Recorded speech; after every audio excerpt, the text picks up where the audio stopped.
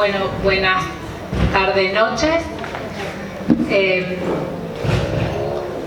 Yo creo que se dan cuenta que estoy contenta y lo tengo que decir en público y en micrófono por las dudas, porque después es una alegría muy grande para nosotros haber recuperado este espacio. Todo lo que fue pasando hoy en la tarde nos llena el corazón de calor para seguir pensando mejor las cosas y poner manos a la obra y los pies a caminar, que es lo que queremos hacer en estos 4 días para abrir caminos, construir juntos y sabernos en donde estemos para tenernos cerca, aunque no estemos tan cerca físicamente. Acá hay gente de muchos lugares diferentes, de muchas tareas diferentes, de edades diferentes, con trayectorias y con decisiones de vida diferentes.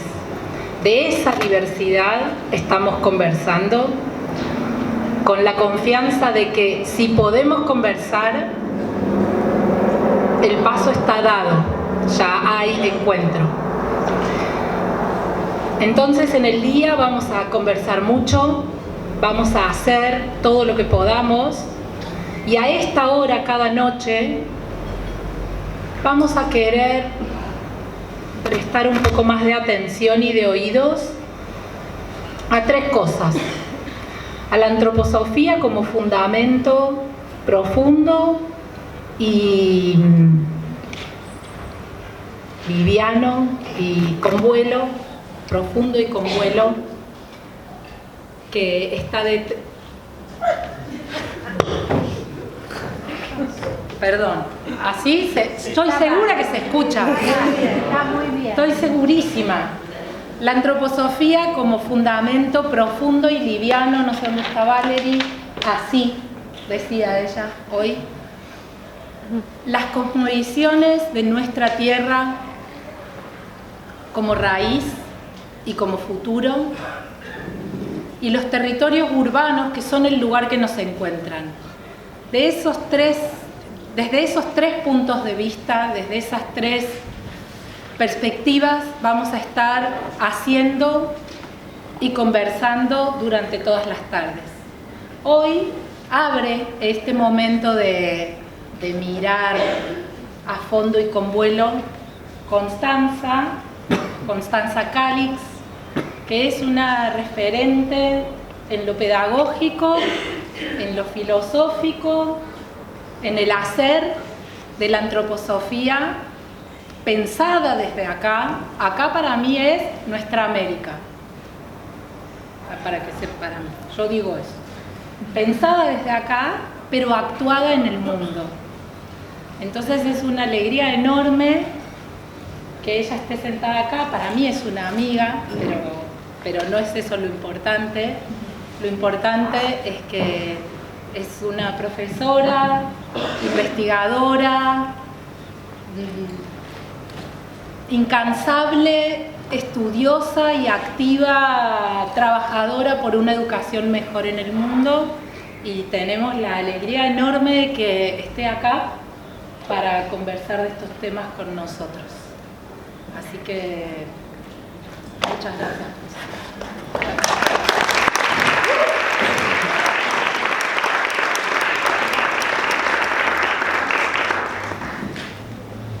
Bueno, muy buenas noches. Muchas gracias, Paula. Muchas gracias por la invitación, por poder estar aquí con ustedes para este tema. Y el tema de hoy es la antroposofía como perspectiva intercultural. Y a mí me gustaría empezarlo con 2 cosas. Primero les voy a contar algo desde aquí y después los invito a un ejercicio matemático. En verdad, yo fui 20 años profesora de matemática en la enseñanza media en la escuela en São Paulo. Y no sé, ¿necesitan micrófono? Sí, bueno, buenísimo. Y a mí me pareció que tal vez para este tema de la interculturalidad sería interesante abordarlo, para empezar nomás, desde un lugar en que no nos parece que vive, pero donde vive profundamente, y eso es en la matemática. Y por eso, después que les cuento una cosita de acá, voy a invitarlos a un ejercicio matemático y ahí vamos al tema. Pero si ustedes dicen, no, la matemática no, entonces no lo voy a hacer. Sí, muy bien. Me encanta, yo sabía que iban a decir que sí. El tema de la interculturalidad es un tema muy, muy amplio y abre un horizonte de perspectiva que no tiene fin, en su importancia, en su diversidad y en los múltiples aspectos de nuestra humanidad que presenta. Y uno de esos aspectos es, yo diría, la tesis del siglo XX. La tesis que surge en el siglo XX, la tesis a partir de la cual Rudolf Steiner desenvuelve la antroposofía, a partir de la cual Rudolf Steiner da un impulso pedagógico que se desenvuelve durante todo este siglo XX y para dentro del siglo XXI y que tenemos hoy en las manos y con el cual trabajamos o podemos trabajar. Y yo lo llamo ahora de una tesis, es esta idea que no es una idea pensada, sino que es una idea vivida durante todo este siglo XX, de que el ser humano se constituye gracias al mundo común en que habita con todos los otros que también se constituyen. Somos seres de reciprocidad y no somos seres y entonces existe la reciprocidad. Somos, y ese ser, el mismo hecho de que somos, lo debemos a la reciprocidad real que vivimos, cada uno de nosotros con los otros que están alrededor y con el mundo. Y sin un mundo no somos, y sin los otros no somos.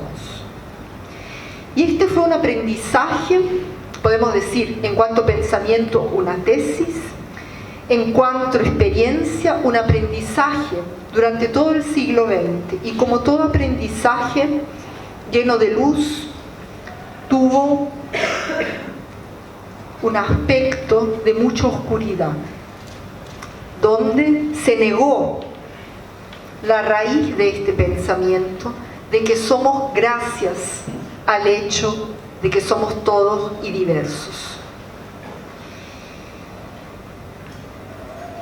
Y esa idea experiencia, idea vivida, se realiza de forma muy particular dentro de la educación. Es la base de la educación. Educar, en el fondo, es tal vez despertar de forma más radical para ese hecho. Y con esa tesis, que no es mía, que traspasa, digamos, toda la antroposofía, que traspasa el hacer pedagógico, no solamente dentro de las escuelas Waldorf, no solamente dentro de las escuelas en que esa tesis vive como un reconocimiento básico, sino que para cualquier persona que está dentro de la educación. Yo vine el 2019 y conversé con profesores y profesoras, con estudiantes del profesorado, con exalumnos, exalumnas, padres de esta escuela, del Perito Moreno. Y les hice una pregunta, y la pregunta era muy simple, era en realidad, cuéntame de ti. Yo no les dije, yo creo que esta escuela y este profesorado viven gracias y porque ustedes de hecho viven esta tesis, sino que cuéntenme de lo que hacen, cuéntenme de ustedes. Y fueron muchas horas escuchando. Y la misma pregunta fue hecha en una escuela dentro de la ciudad muy grande de Sao Paulo, en la escuela llamada Escuela de Resiliencia, que hace parte del proyecto Monte Azul, aquí muy bien representado, ¿no?, por varias personas. Esa pregunta, cuéntame de ti. Y eran también profesores, familiares, profesoras, exalumnos, exalumnas, la persona que hacía la comida, la persona allá que cuida de la puerta, porque es una región donde también existe mucha violencia. Y después de todas estas horas grabadas y transcritas de personas contando, al fin lo que todos dijeron era eso, que este espacio educativo es real porque existe la reciprocidad y la atención y el deseo y el lugar para que se pueda vivir la reciprocidad. Y son narrativas que tienen un valor inconmensurable. Es verdad que aquí, en esta escuela, en este profesorado, ustedes saben que es gracias al hecho de que somos juntos que podemos decir que nos tornamos humanos de una forma ejemplar. Y para mí ha sido un regalo muy grande poder contar del trabajo que hacen aquí en muchos otros lugares a partir de eso, a partir del hecho de que aquí se trabaja con esa conciencia. Pero esa conciencia no se establece y ya está, sino que hay que despertar y seguir despierto en ella, permanentemente. Y para ese despertar nos necesitamos mutuamente. Nos necesitamos porque es una realidad vivenciable a partir de su propia esencia, que es estar juntos. Y sobre eso habla Rudolf Steiner en un curso que da en 1923. Es invitado a ir a Ilkley, una pequeña ciudad en Inglaterra, y él les habla ya a personas que la mayor parte no conocían la antroposofía, no conocían su escuela, la escuela que había fundado junto con un grupo grande de profesores en una ciudad en el sur de Alemania, en Stuttgart. Eran profesores y profesoras, traían con ellos la realidad del niño, la realidad de esta mirada que se abre cuando un ser humano llega y se da cuenta que está con los otros que busca. Y para estas personas, Rudolf Steiner le da un curso, son muchas conferencias, en agosto de 1923, y empieza esas conferencias diciendo cuáles son las condiciones para una educación de hoy. Y ese hoy es un hoy de hace exactamente 100 años atrás. Y empieza diciendo en la primera conferencia lo siguiente: las condiciones para la educación, las condiciones con las cuales empezaron esa primera escuela, Waldorf, esa primera escuela, eran tres. La primera, y ahora espero que se sorprendan, porque hoy, el 2023, de cierta forma no nos podemos sorprender con esto que él dice, pero si pensamos que esto fue en 1923, es profundamente sorprendente. La primera condición que él nombra es la igualdad de géneros en la escuela, que la mujer tiene el mismo lugar que el hombre en el profesorado. como condición para existir este espacio educativo. Él dice, no solo las niñas y los niños van a aprender juntos, pero hay profesores y profesoras con los mismos derechos, con las mismas obligaciones. Esa es la primera condición. No empieza hablando del mundo espiritual, no empieza hablando de cosas que los otros quieren, no. La condición de existencia para este espacio educativo que había inaugurado 4 años atrás es la igualdad de los géneros. La segunda es que es una escuela, y esa es la palabra que él usa en esa circunstancia, en una Inglaterra donde esta palabra resuena con mucha fuerza, porque esto era una realidad muy grande. Él dice una escuela para el proletariado. Esa era la condición de existencia de este espacio educativo, el volverse a la realidad de las personas que trabajan, a la realidad de una parte grande de la población, y eso se refiere él en Alemania, en el sur de Alemania, que no tiene una condición económicamente favorable. Esa es la segunda condición dentro de la cual él pudo fundar esta escuela. La primera, la igualdad de género. La segunda, es una escuela para el proletariado.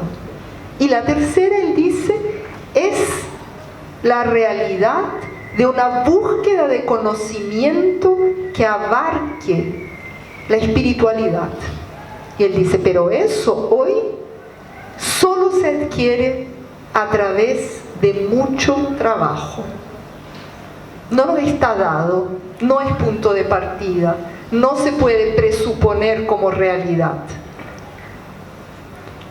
Y es muy interesante que estas 3 son las condiciones que él nombra como las condiciones dentro de las cuales pudo traer este impulso pedagógico.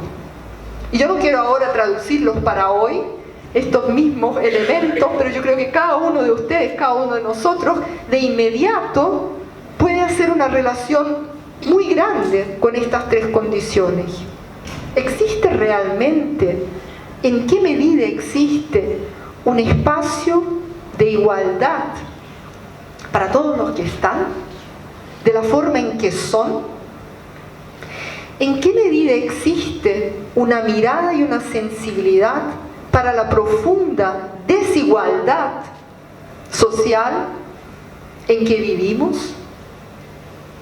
Y que no debe ser una restricción de forma alguna para los niños que llegan a un mundo que esperan que sea un mundo de todos y para todos. Y la tercera, el mundo adulto que recibe a estos niños y que se propone a trabajar para poder abarcar al niño, al joven, a partir de un entendimiento que reconozca esa realidad espiritual inmanente y presente en el mundo. Estas 3 son las condiciones que Rudolf Steiner coloca.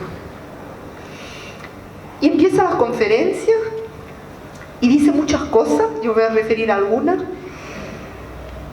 Y en la conferencia del día 13 de agosto, y la nombro por si ustedes después van a buscarla, y espero que la busquen, él da ejemplos didácticos, ejemplos de aula. No es la primera vez que va a dar este ejemplo que yo les voy a dar al tiro como ejercicio, pero ahí lo describe de forma muy, muy profunda, en el sentido de que lo coloca claramente en qué es, a servicio de qué está esta forma de enseñar. Y al tiro vuelvo al ejemplo, pero antes de decirlo, llego al fin. Y el último día, él da una charla donde dice, bueno, esta educación tiene un objetivo. Tiene un objetivo. No es una educación sin valores. ¿no? Porque muchas veces nosotros también tenemos un poco de miedo de decir, no, nosotros educamos sin valores, así, porque para cada uno después va a encontrar sus valores. No es verdad. Nosotros educamos con valores, traemos dentro de nosotros valores y transmitimos estos valores al educarnos, al aprender juntos, ¿no? Y Steiner lo formula, ¿cuál es un valor para él? Él dice, el valor máximo de la educación es hacer posible que el ser humano esté para el otro. Él lo dice así, es aprender a estar para los otros, de la mejor manera posible que nos sea dado conseguirlo. Para eso educamos a los niños y a los jóvenes para que puedan estar para los otros. Muy sencillo. Ese es el valor, ese es el objetivo del acto educativo que se extiende durante toda la infancia y la juventud. Y si pensamos en eso, estoy haciéndolo así para que piensen, pero ¿cuándo va a venir con la matemática? Esto es un pequeño truco que enseñó Steiner, porque si les llego al tiro van a decir, ay no, pero ahora espero que, bueno, ¿y cuándo, no? Ya ven, momento, al tiro. Bueno, y Rudolf Steiner en estas conferencias les habla a estas personas que, como ya les dije, tienen la sensibilidad para el niño. Estaban en la sala de aula. Eran las vacaciones de verano. Él empieza diciendo, antes de decir cuáles son las condiciones para la primera escuela, les agradece que estén ahí durante sus vacaciones de verano para desenvolver algo que les va a servir después cuando vuelvan a la escuela. Y les dice, y lo vamos a hacer de tal forma que también sea un descanso. Bueno, no sé si a mí me va a resultar. La parte de la matemática espero que sea de mucho descanso. En fin. Y él habla de cómo hay dos polaridades de la realidad humana que desde el principio de la constitución del niño se presentan, y esta singular disposición del ser humano que tiene de, por un lado, tener la capacidad de pensar y la capacidad volitiva. Y habla mucho de cómo estas dos condiciones, la condición pensante y la condición de voluntad, van a tener que interpenetrarse. Son distintas, pero tienen que aprender a convivir y a constituirse de tal forma que puedan ser integradas. Bueno, ya van a ver que todo esto tiene que ver con el ejercicio matemático. Y entonces en esa conferencia él les propone cómo empezar con las operaciones matemáticas con los niños pequeños. Y para los profesores y las profesoras que están aquí, también para los estudiantes, para los que ahora están preparándose para ser profesores, nosotros sabemos que existen dos alfabetizaciones. No existe solo la alfabetización del alfabeto para aprender a escribir y a leer, pero existe algo muy importante para la vida del ser humano, que es la alfabetización matemática. Es muy interesante que la alfabetización matemática, aprender a contar, precede muchas veces la alfabetización de la lectura. ¿No es verdad?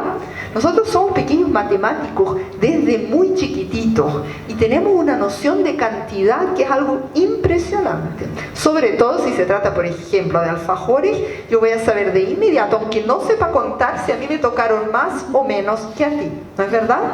Pueden hacer la experiencia. Bueno, en el caso de Brasil, si yo me tomé 2 cafecitos o tú 3, está muy claro, aunque yo no sepa contar.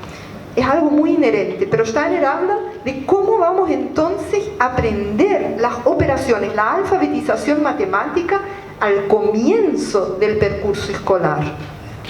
Y él les dice que, por ejemplo, para la suma, no lo hagan así. 3 más 4, ¿cuántos son? ¿Ya? 3 más 4 son... Ya, no necesitan decir, muy bien, no. Perfecto, sentí que saben, pero les dice pregunten cuánto le falta al 3 para que tengamos 7. ¿Cuánto le falta al 3 para que tengamos 7? ¿Cuánto le falta al 12 para que tengamos 21? ¿Cuánto le falta al 12 para que tengamos 21? Y claro que ustedes saben la respuesta, muy rápido. Pero mi propuesta ahora es que traten de sentir un poco qué es lo que pasa dentro de nosotros cuando viene una pregunta así. La respuesta viene muy rápido para nosotros aquí. Pero ¿qué es lo que hago internamente cuando tengo que responder, por ejemplo, a cuánto le tengo que quitar al 42 para que tenga 36? ¿Cuánto le tengo que quitar al 42 para que me quede 36?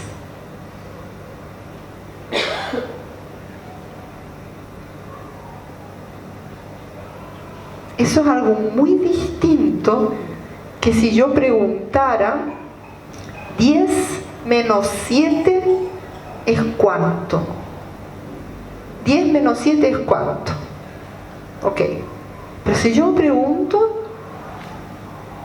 10 menos ¿cuánto? Es 3. 10 menos ¿cuánto? Es 3. Y él propone esto. Y después él dice, pero no se vuelvan locos, no es que toda la vida van a tener que hacer las cuentitas así, va a llegar el momento en que va a preguntar 7 más 8 más 9, ¿cuánto es? Está fantástico. Pero empiecen por ahí. Y si uno se coloca en esa situación, les doy otro ejemplo para sentir qué es lo que pasa. ¿Qué es lo que pasa con nuestra alma cuando hacemos eso? Si yo les pregunto, 80 menos ¿cuánto es 21? ¿Cuánto le tengo que sacar al 80 para tener 21? Podemos sentir cómo nos colocamos dentro de una tensión. Hay una tensión, hay una relación establecida, y dentro de esta relación establecida yo busco reconocer algo. Si yo hago 10 menos 3, ¿cuánto es? Esa tensión de la relación establecida no está. No está de la misma forma que si yo digo 10 menos, bueno, ya se me olvidó que les dije antes, entonces hago otra. 10 menos ¿cuánto? Es 1. 10 menos ¿cuánto? Es 1. Yo entro dentro de una relación que se estableció. Y eso me hace despertar para algo que está en una relación. Y eso implica mi voluntad de una forma muy distinta a que si yo hago 10 menos 9, ¿cuánto es? Es otra esfera de mi voluntad, de mi estar despierto, al que apelo cuando pregunto ¿cuánto le saco al 10 para que tenga 1? Y si miramos lo que estamos haciendo, nosotros que ya crecimos, ya estuvimos en la escuela, tuvimos excelentes profesores de matemáticas, vamos a decir, pero ¿cómo se le ocurre a este Rudolf Steiner está induciéndolos a pensar en términos de una ecuación, ¿no es verdad? Claro, nosotros aprendimos en el séptimo, octavo, o nos olvidamos, o lo detestamos, esa cosa con el X. ¿Se acuerdan de eso más o menos? 10 menos X igual, y de repente aparecen las letras y todos se ponen a tiritar. Pero sin letra. La letra es algo que inventaron después, un lenguaje que viene en el siglo XVI, así, de esa forma. Antes las ecuaciones eran relaciones expresas oralmente. Oralmente, así era. ¿Cuántos camellos? Un sultán tenía 90 camellos. ¿Cuántos tiene que regalarle al tercer hijo de su segunda mujer para que al final, ¿se acuerdan de esas cosas? ¿Sí? Y uno entra en una relación que después va a tener el nombre de ecuación, pero eso no es lo importante. Entro en una relación y me muevo dentro de esta condición de relación. Y eso es algo impresionante. Ejercito adentrar un espacio de un equilibrio. El espacio de relación es un espacio de una búsqueda de un equilibrio. Es un espacio en que trato de estar en consonancia con una mutualidad. Y si yo les pregunto, ¿cuánto le tengo que sacar al 10 para que yo tenga 3? Y yo digo 5, no. Yo sé que no, voy a ver que no. Porque no entra en consonancia con esta relación dada. Y Rudolf Steiner dice, si nosotros enseñamos las primeras operaciones así, le damos a esto un carácter moral. Y ahí uno podría decir, si uno no piensa mucho, ¿qué está diciendo? Si hago la cuentita así, más complicadita, es moral. Si la hago como siempre aprendí, ya es inmoral. No, no es eso lo que le está diciendo, ¿no? ¿Qué es eso que llama la atención? ¿Qué es eso? ¿Por qué tiene un carácter moral? Tiene un carácter de una disposición de escucha. Tiene un carácter de una disposición de entrega para algo que se estableció como relación. Y volvemos ahora a la pregunta, este impulso pedagógico que nace desde esta búsqueda, desde la búsqueda de conocimiento como la propone Rudolf Steiner, una búsqueda de conocimiento envasada en la percepción de que el ser humano se hace humano permanentemente. Dentro de eso podríamos decir, ¿cómo lo hacemos para que despertemos para las relaciones que adentramos en el mundo, que ya están y que vamos a transformar? Y nosotros nos acostumbramos a hablar sobre eso dentro de las humanidades. Y Steiner lo trae para dentro de lo que es la base de las ciencias naturales. La base de las ciencias naturales es la matemática. No lo digo porque soy profe de matemática, sino que todas las ciencias naturales en realidad se basan en la posibilidad de expresar los fenómenos en cuanto a relación. ¿No es verdad? Todos los fenómenos son pasibles de ser expresos en cuanto a relación. Esa es la gran descubierta de la modernidad. Desde los fenómenos astronómicos hasta los fenómenos microscópicos. Y hoy en día, incluso en las humanidades, tratamos de expresar numéricamente relaciones que en realidad escapan a lo que se puede expresar numéricamente, ¿no? Desde su calidad. Pero Rudolf Steiner dice, es ahí mismo, en nuestra fundamentación científica, que tenemos que transformarla desde una moralidad. Porque hablar de la multiculturalidad a partir de la ciencia humana es algo fundamental, pero mucho más difícil es descubrir esto de que estamos juntos y buscando consonancia en la diversidad a partir de un ejercicio de las ciencias naturales. Y es impresionante que proponga esto en el letramiento matemático, en la alfabetización, en el comienzo del aprendizaje de aquello que va a fundamentar las ciencias naturales. Él trae el elemento moral como ejercicio. Y no es moralizante, sino que es relacional en su estructura misma.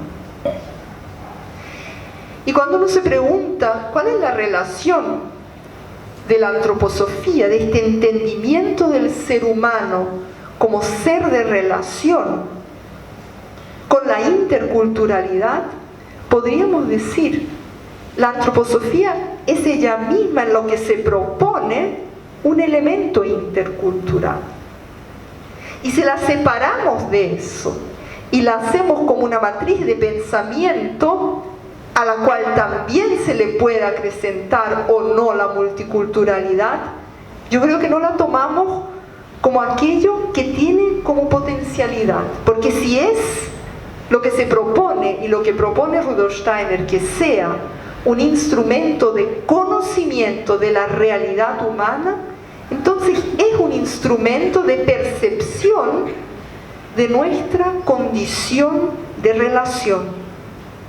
Es un instrumento que potencialmente posibilita el reconocimiento de la realidad del ser humano en cuanto ser de relación.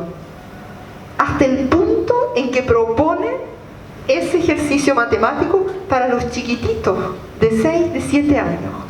No es una teoría sobre una, digamos así, una matriz de pensamiento sobre qué sería una interculturalidad o una relación entre lo distinto, sino que es un ejercicio mismo dentro de la búsqueda de conocimiento que ya en sí, digamos, trae y aporta ese elemento de una búsqueda de la consonancia en las relaciones que nos constituyen. Y es muy impresionante, a mí me parece muy impresionante que trae esto como un ejemplo. Para esos profesores, ya eran profesores, entonces podemos decir en 1923 ¿qué es lo que hace Ilkley? Hace lo que hoy llamaríamos de una formación continuada. No les estaban enseñando a recibir a los niños, ellos sabían. Pero él dice, estos niños, ellos pueden vivenciar desde el comienzo que en nuestra diversidad somos en realidad seres de mutualidad, seres que habitan un mismo espacio. Y eso no como una teoría, sino que como una vivencia de la voluntad, una vivencia en el hacer mismo del aprendizaje. Y tal vez sea porque yo tenga una predilección por las matemáticas, entonces ustedes me van a decir, ese es el caso, pero yo no conozco otro ejercicio como el ejercicio matemático que pueda traer de forma tan objetiva y radical la vivencia de la consonancia en una relación. Tal vez esto sea un exagero y la música es mucho más, o la euritmia lo hace mucho mejor, o otras disciplinas. Pero yo les quería traer este ejercicio matemático y de nuevo tal vez lo hacemos una vez más. Traten de sentir qué es lo que pasa cuando les pregunto por cuánto yo tendría que dividir el 90 para que resultaran 3. ¿Por cuánto tendría que dividir el 90 para que resultaran 3? ¿Por cuántos niños niños tendría que dividir 90 pancitos para que cada uno tuviera 3. ¿Se dan cuenta? Entramos en un espacio de algo que está y yo trato de conformarme creativamente dentro de eso, con mi pensamiento. Bueno, esto tal vez, ahora tengo que mirar qué horas son. Paula, ¿hasta qué hora? ¿Paula se fue? No, ahí está. ¿Más 5 minutos? Sí, ¿no es cierto? Sí.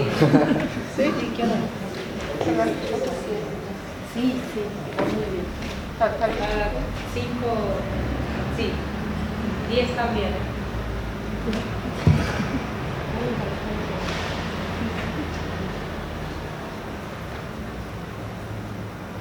Hoy tenemos en muchos lugares esta pregunta: ¿cuál es la relación entre el impulso pedagógico de Rudolf Steiner y la antroposofía? Y yo no sé exactamente si eso es un tema controvertido en Argentina, pero no creo que lo sea, si es que lo es, tan profundamente controvertido como lo es hoy, por ejemplo, en Alemania. En Alemania, donde nace la primera escuela Waldorf en 1919, hoy, más de 100 años después, existe desde la pandemia, pero ya antes, pero muy intensificado desde la pandemia, una crítica en los medios de comunicación de masa muy fuerte hacia el movimiento de estas escuelas y una pregunta crítica, una pregunta fuerte en esta relación que existe entre la antroposofía y el ejercicio pedagógico dentro de las escuelas.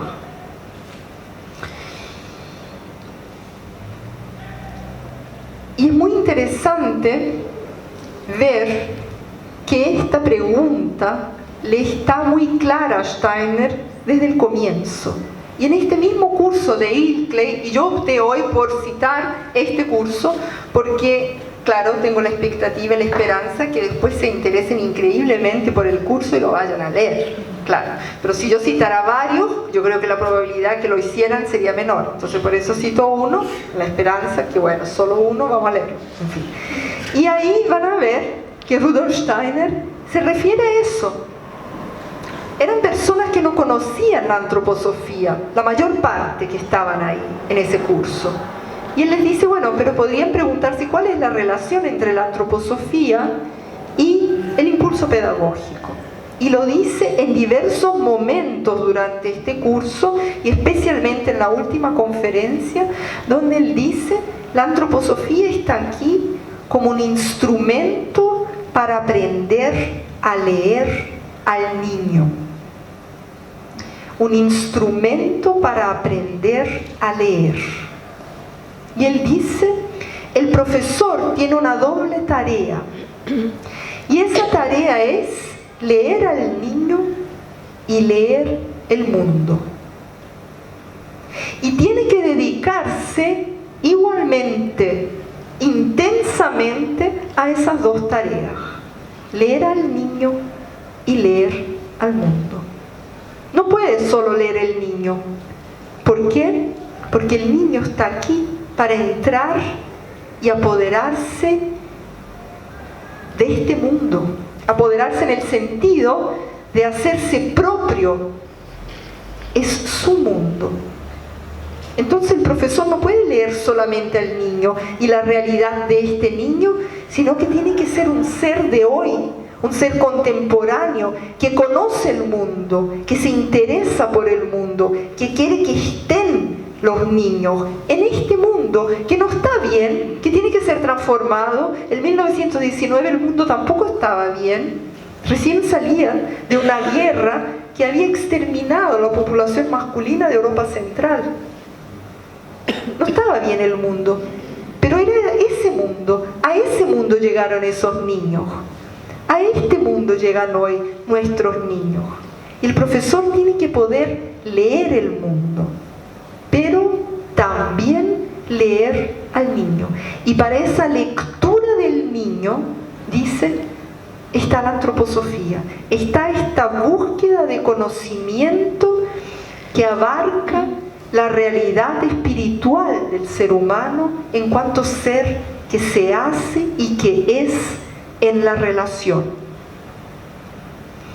No es una cosmovisión, no es una matriz de pensamiento, no es, digamos, una interpretación de mundo, sino que es un instrumento de lectura.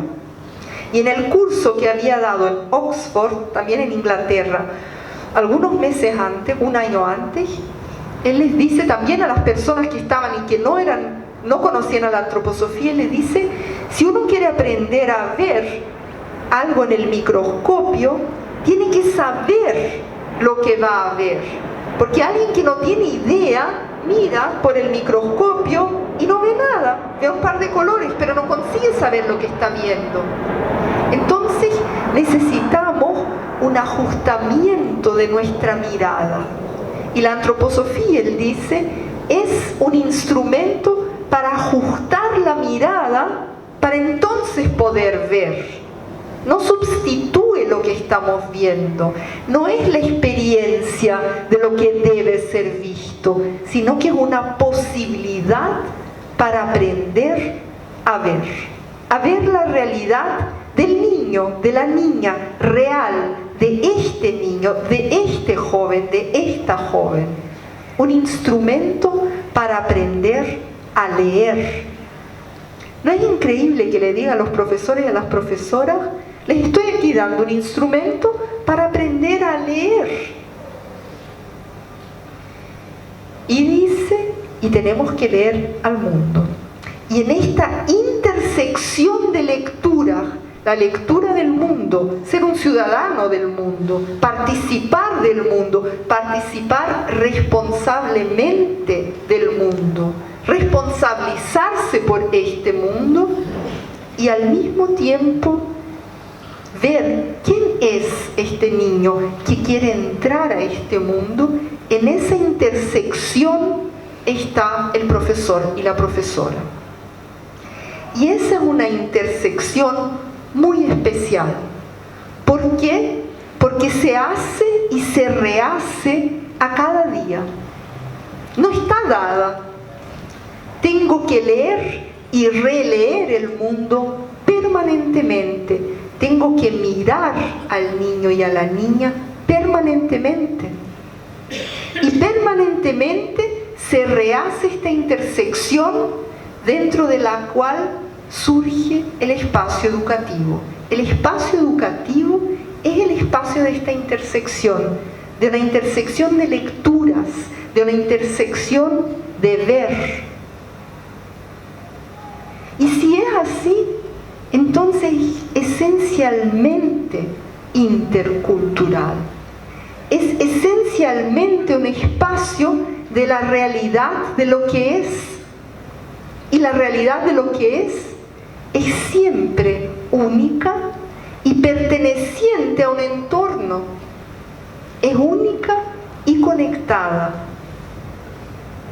Y en ese sentido, hoy cuando nos preguntamos dentro de los espacios educativos, y no solo dentro de las escuelas Waldorf, sino que dentro de todos los espacios educativos, ¿en qué medida realmente tenemos una conciencia de la interculturalidad, de la realidad, de los múltiples pertenecimientos? Podríamos decir que la educación misma no sería educación si no partiera de ahí. La interculturalidad no se acrecenta a una educación que ya está, sino que una educación que es educación por sí misma siempre va a tener ese carácter de una mirada para lo que es en el contexto en que está. Y tal vez hoy esa pregunta se coloca tan fuerte porque de cierta forma, por un tiempo, no estuvo tan presente esta conciencia. Y podemos despertar de nuevo para ella. Y tenemos que despertar juntos para ella. Y Rudolf Steiner termina estas conferencias diciendo que el grupo de profesores, los que están juntos en este esfuerzo educativo, se enseñan y aprenden mutuamente estas lecturas. Lo hacen junto con los padres, lo hacen junto con aquellos que también constituyen el entorno educativo. Y de repente vemos como las paredes de la escuela ya no están. No son paredes, sino que son espacios permeables, espacios ellos mismos de relación, espacios que respiran, espacios que se abren, espacios que permiten que algo nuevo, que algo inesperado de repente ocurra. Y para que eso sea posible, tenemos que estar juntos, para despertarnos mutuamente para una realidad que es común y única, siempre y siempre de nuevo. Bueno, yo creo que aquí hago una pausa y Paula, tú sigues con todo.